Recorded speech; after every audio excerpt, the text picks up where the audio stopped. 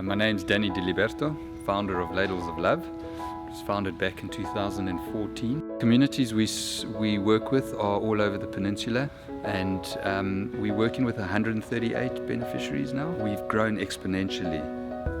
We've been able to do that because of all the kindness that we have experienced from individuals and corporates such as Interbet, who just want to be part of the change.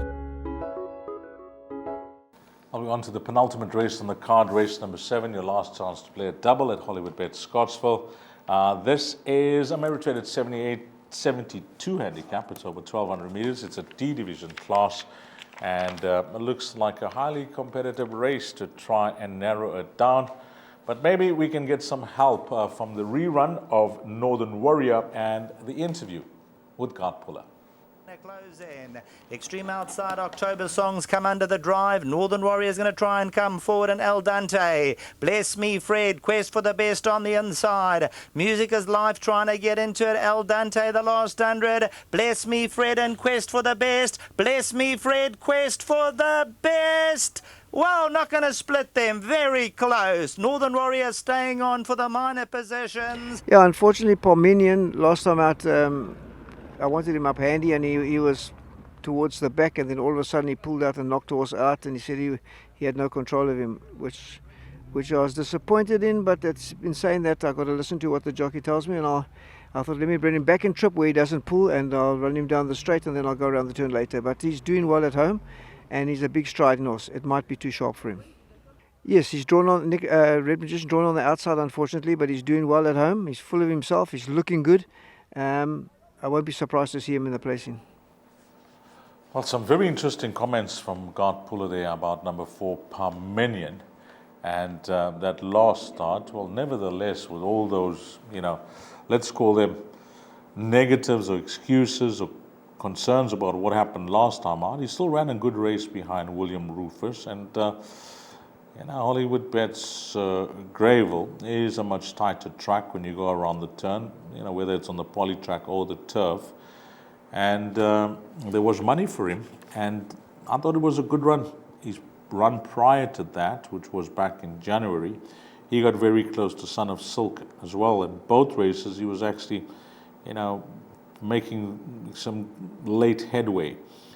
And God mentioned that he's a big striding horse, and maybe this 1,200 meter trip could find him out. But I like this horse. He's trading at around 7-1.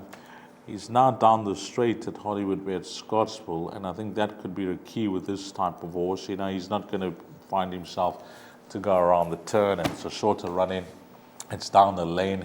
Just leave him where he's comfortable, and if they go a good pace, a horse that's dropping in distance, and there could be some decent fractions set up front here when I look at the opposition, he's the type of horse that could lengthen that big stride of his over the final 200 meters, number 4, Parmenion. So he is a horse that I will be including in everything. Garth also spoke about his other runner, Red Magician, who he says has got a chance of finishing in the top 4, and that could be any price. So maybe that's a nice quartet trifecta horse. But Quest for the Best, we saw that replay. How has this horse come alive? Wow, this horse is on the boil. Well done to Garrett van Zyl. He's now going for a hat-trick, and his wins have just been superb. He's shown so much a good early speed and pace of late, and he just fights all the way to the line. You saw he was fighting just to put his head in front to hold off Winter Waves, and we saw that run behind Bless Me Fred. That was his penultimate start, but he's a horse that's been carrying 52 and 53.5 kgs. He now lumps 58.5 kgs, which has seen his merit rating jump from a 63 to a 69. He's been racing in D division classes his last 2 starts, 76 and 76, and we'll see how he goes carrying a bit more weight. But the form that he's in, you can't discount a horse that just keeps winning. So he's a likely horse that will give you a run for your money. 7, Tribute to You. Well, that post-maiden run, it was always going to be a concern if you watched him race at Hollywoodbets Scottsville. He was drawn 1 on the poly track, And that drawn one was obviously a negative for a horse like this, because he's not the most alert when the starter says go. And from draw one, you can find yourself being caught up in an awkward position with all these horses just flying around you. You're going to be shuffled back on that inside running rail. And that's exactly what happened to him.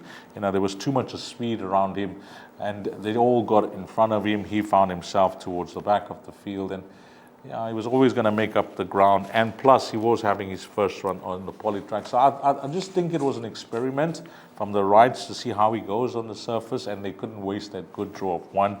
But again, I say it was a negative for him. He's back down his favorite course, and he's a horse that will be given his patient ride, and he can turn on the jets, this individual, number 7, Tribute to You. And although carrying a big weight, you have to like the fact that they're including the 2.5 kgs with a very informed apprentice. So those look to be the principles, with number 9, Northern Warrior, Michael Roberts' runner, who was a flat run at his last start. I don't know what was happening with his mind, wasn't racing, but I went and watched that replay, and he just seemed to be one pace for most of the way. We know on his day when his mind's on racing, he can turn on the speed here. Number 9, Northern Warrior.